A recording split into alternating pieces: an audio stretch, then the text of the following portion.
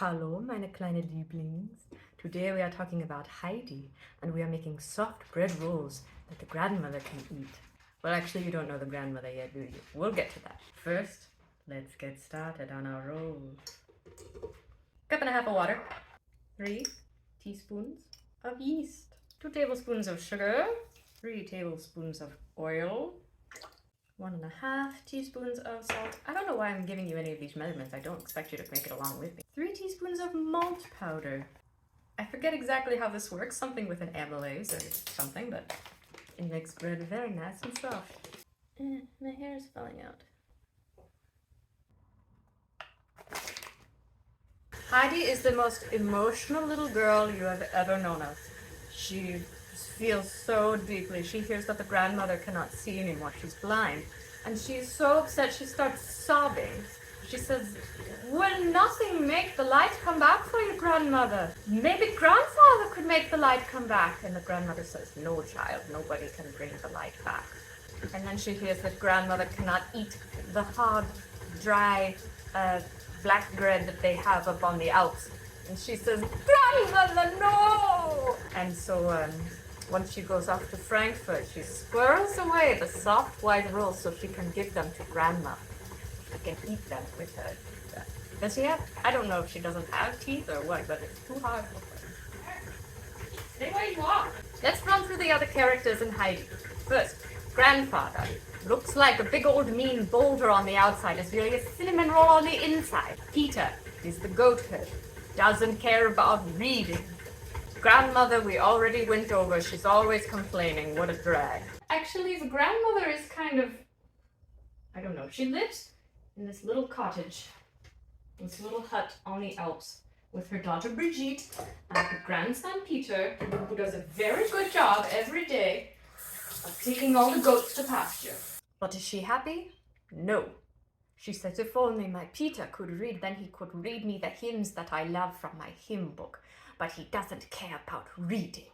And as soon as she meets Heidi, that's it. She doesn't care about anything else. It's always, "When will Heidi be back? Oh, life is worth living now that Heidi is here.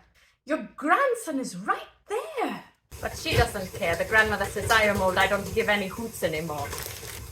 Heidi's aunt, who is the one who brought her to the Alps in the first place, comes back and tells the grandfather she has a place for Heidi. She's going to be a companion to a sick little girl in Frankfurt. She says, "This is a wonderful opportunity for Heidi. She will be educated, she will experience life in a big city, and she will have all the benefits of wealth.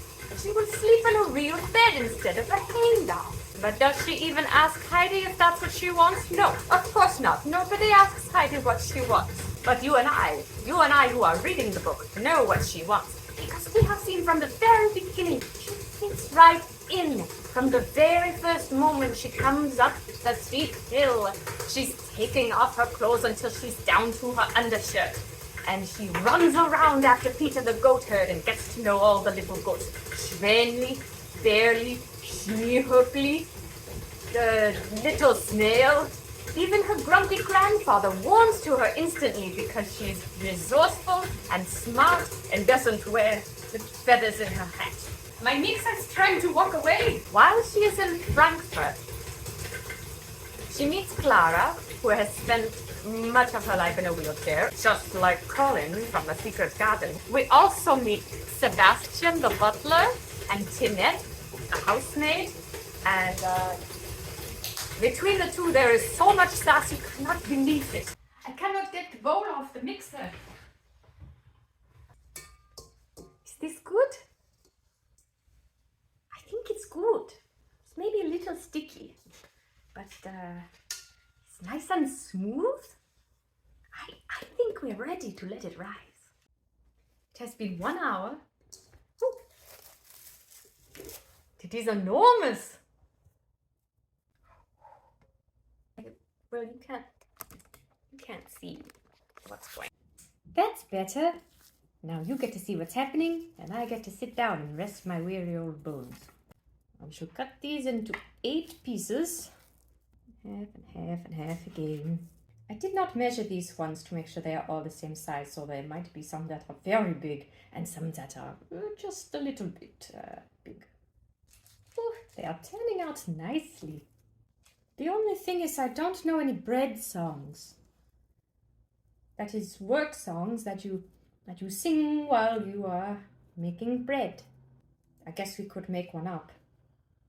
It is bread time, please don't mind me. I'm just a little girl named Heidi.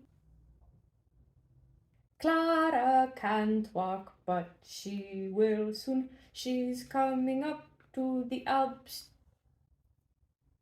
Doesn't it look nice? Smooth as a little baby's bottom. Oh, I want to talk about the Swiss disease. While Heidi's in Frankfurt, she becomes very depressed from homesickness.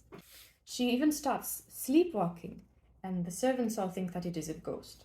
But I found out that nostalgia, nostos for homecoming and algia for pain, was considered a real medical condition.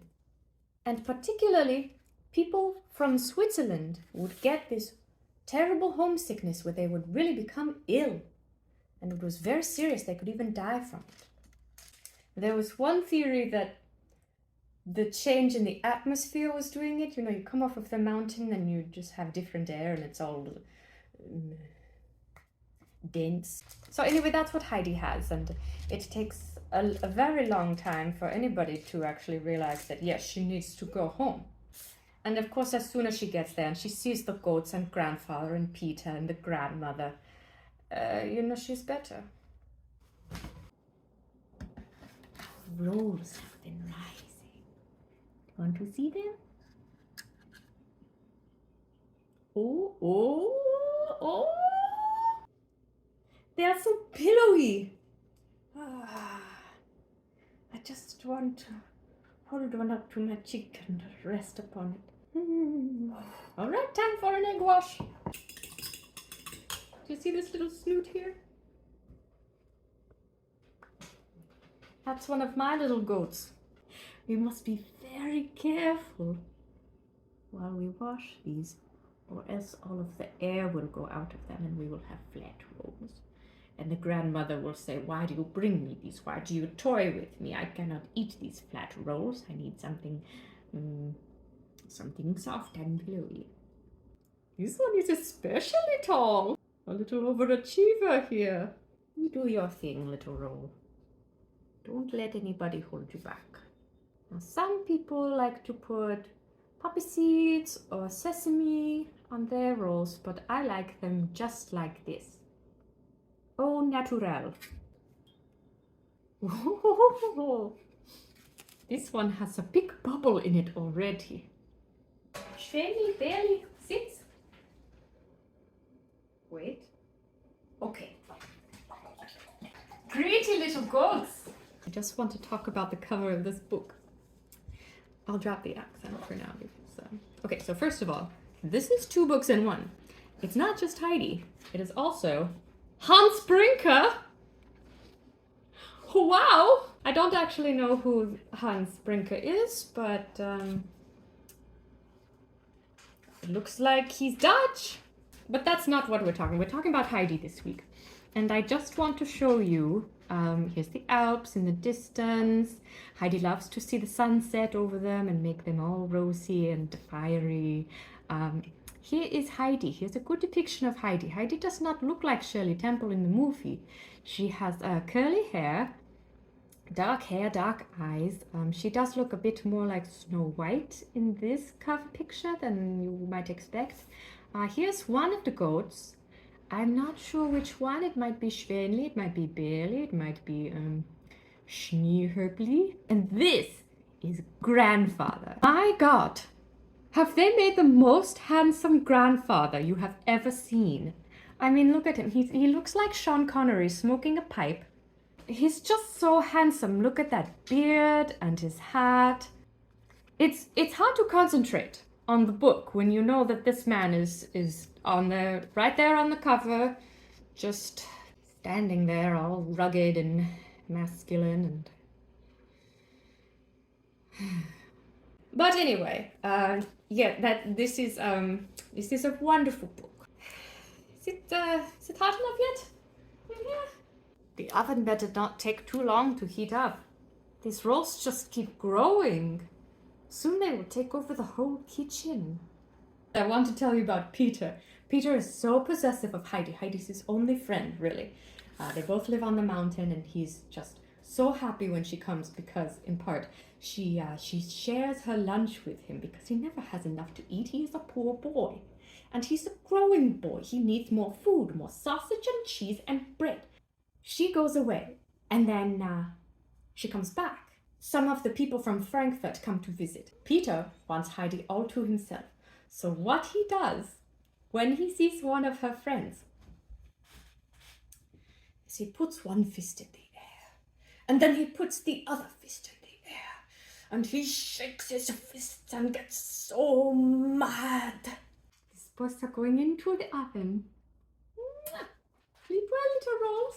So anyway, I just find it so relatable that he expresses his anger this way. The first time he does this is with the doctor who comes up to see Heidi. And Peter's very mad because he thinks that the doctor will take Heidi back with him to Frankfurt. But he doesn't. And instead, he gives a lot of food to Peter. So Peter goes back. Instead of going like this, he opens his hands to show God, I didn't mean it. I just relate to Peter very much. So what else would you like to talk about? Anything on your mind?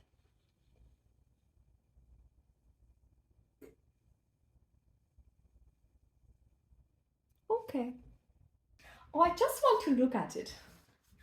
But I shouldn't. The light in our oven burned out, so I can't even turn that on and get a little peek. If anybody happens to know somebody who could coach me in different accents, I find myself wanting to use them to match the book that we're reading, but I am not so good at it. It's been 5 minutes. I looked, I peeked. They are getting so large and pillowy and fluffy. I think this is a French accent now. But that's the Swiss Alps for you. The other day I purchased these candies called goobers. I thought the name was so funny. I've heard of it before, but I have never bought them. But I bought 4 boxes so that I can hand them out to people and say, this is you, you are a goober. Except that now I am eating them myself. I have become the goober. Look at these. My God. The grandmother is going to lose her mind. Oh, they're very hot. Excuse me. I really should have put on both. Nice and easy. Gosh, they are so light and fluffy and hot.